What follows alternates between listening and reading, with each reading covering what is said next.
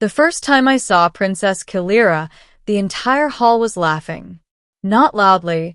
No one in the royal palace of the Varillian Empire dared laugh openly, but the whispers carried the same cruelty. I stood near the entrance of the grand selection chamber, pretending to study the glowing star maps that floated in the air above the marble floor. In truth, I was watching the crowd. Nobles from dozens of alien worlds had gathered that day. Some were tall and crystalline, their bodies refracting light like living diamonds. Others were smooth-skinned and silver-eyed, wearing ceremonial armor that hummed with energy. And then there was me, a human, just a technician assigned to the diplomatic fleet.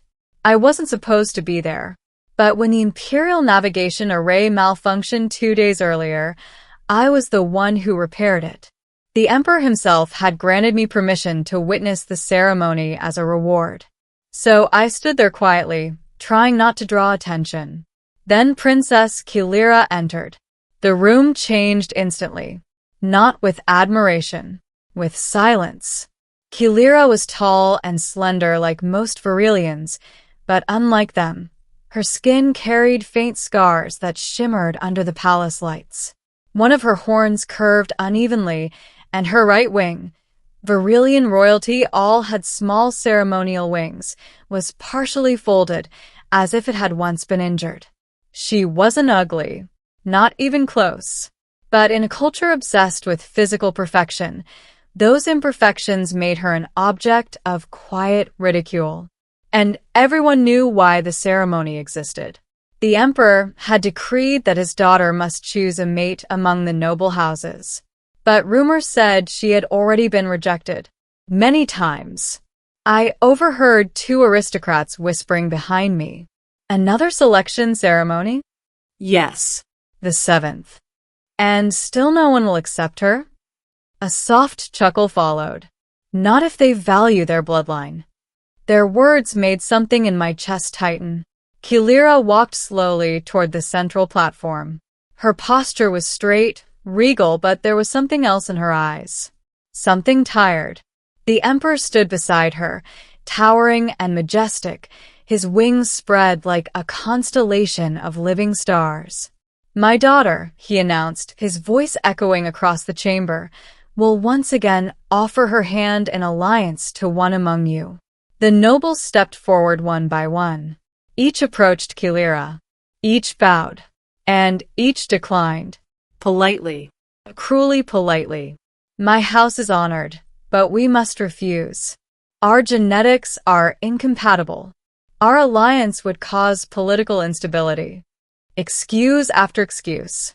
Kilira's expression barely changed. But I noticed something others didn't. Each refusal made her shoulders sink just slightly lower. After the 10th rejection, murmurs spread through the crowd. After the 20th, the whispers returned. And then Kilira spoke. Her voice was calm, almost detached. "It is acceptable," she said softly. "I understand." She looked at the floor for a moment before continuing. "No one wishes to marry someone imperfect." Those words hit the room like a shockwave. Even the Emperor seemed momentarily stunned. I don't know why I moved. Even now, I still wonder. Maybe it was anger. Maybe it was sympathy. Or maybe it was simply that no one else would. But before I realized what I was doing, my feet were already carrying me across the chamber. Gasps rippled through the crowd. A human walking toward the Imperial platform was something no one expected. 2 palace guards moved immediately. "Stop," one of them growled. But the Emperor raised a hand. "Let him approach." I reached the platform, suddenly very aware that every pair of alien eyes in the room was watching me. Kilira looked down at me with quiet confusion. "You are human," she said. "Yes," I replied. "Why have you come forward?" I hesitated. The truth felt strangely simple. "You said no one would marry you," I said. Her eyes flickered with something I couldn't read. "Yes." The room waited. I took a slow breath. Then I did something completely insane. I knelt. The chamber erupted in shocked whispers. but I ignored them. Instead, I gently took Kilira's hand. Her skin was warm, almost glowing faintly with internal light. For a second, she didn't move. Then I leaned forward and kissed the back of her hand. Silence swallowed the hall. Absolute silence. When I looked up, Kilira was completely frozen. Her silver eyes were wide. Her lips parted slightly, as if she had forgotten how to breathe. "On my world," I said quietly, "that gesture means respect." I stood slowly, and sometimes, I added, "it means something more." The nobles stared at me like I had detonated a star. One of them barked out a laugh. A human proposing to imperial royalty? Another scoffed. This is absurd. But Kilira still hadn't moved. Finally, she spoke. "Why?" she whispered. The question wasn't angry. It sounded fragile. I shrugged slightly. "Because you're the only person in this room who looked honest." Her eyes widened further. Behind her, the Emperor stepped forward.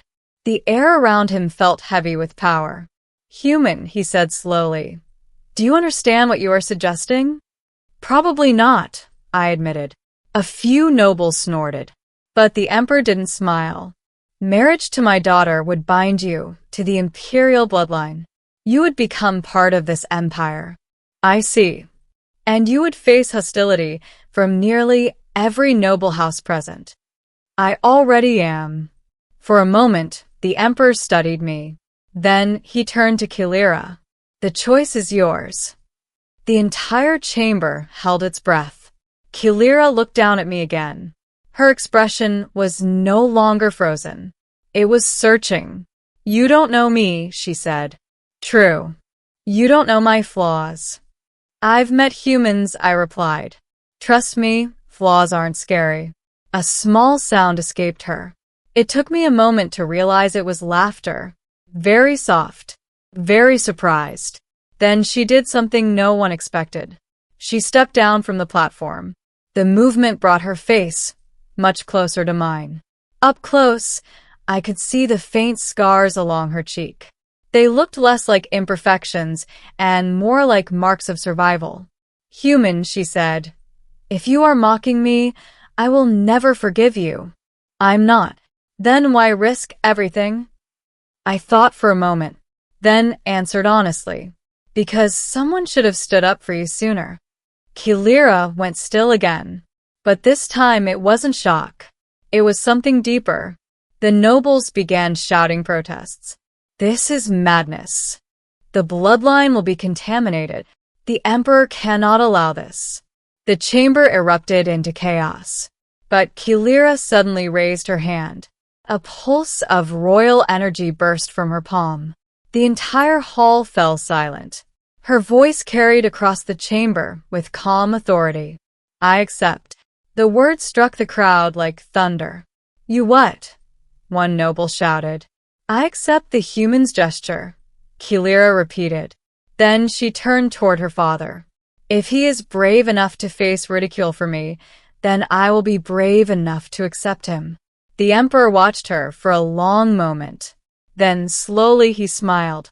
It was the first genuine smile I had seen on his face. "So be it." The nobles exploded into outrage. But the Emperor's voice cut through them like a blade. Silence. Power rippled through the chamber. "My daughter has chosen." No one spoke again. Kilira looked back at me. "You realize," she said softly, "that you may have just changed your entire life." "Probably. And mine." I tilted my head. Was that a bad thing? For a moment, she simply studied me. Then she said something that surprised everyone, including herself. "I don't know." The following weeks were chaos. News of the engagement spread across the empire faster than a solar storm. Many nobles were furious. Some were curious. Others were simply confused. But Kilira didn't back down. Neither did I. We spent long hours talking in the palace gardens beneath alien constellations. I learned about her childhood, about the accident that damaged her wing, about the years of whispers and quiet rejection. Eventually, she admitted one night, you start believing them. Believing what? That you are a less. I shook my head. They're wrong. You say that easily. I'm human. Our entire species survives by being underestimated. That made her smile. Slowly, the distance between us began to disappear. The engagement that started as a shocking gesture began turning into something real, something stronger. And one night, as we stood on a balcony overlooking the glowing capital city, Kilira looked at me thoughtfully. You know, she said, when you kissed my hand that day, I truly stopped thinking. Frozen. Yes. Why? She turned slightly, her silver eyes reflecting the stars. Because no one had ever chosen me before. I reached for her hand again. This time, she didn't freeze. She held it, and the future suddenly felt much larger than either of us had imagined. Ending the wedding took place 6 months later. Not everyone approved, but the Empire watched. And when Kilira walked beside me before thousands of witnesses, she stood taller than she ever had before. The whispers were gone, not because people had changed overnight, but because she had. And as she squeezed my hand during the ceremony, she leaned closer and whispered something only I could hear. You know, I was wrong. About what? She smiled softly. Someone did choose me. I smiled back. No, I said. I was just the first. Above us, the alien sky filled with light as starships fired celebratory flares across the heavens. And for the first time in her life, Princess Kilira no longer looked like someone waiting to be accepted. She looked like someone who had already found where she belonged.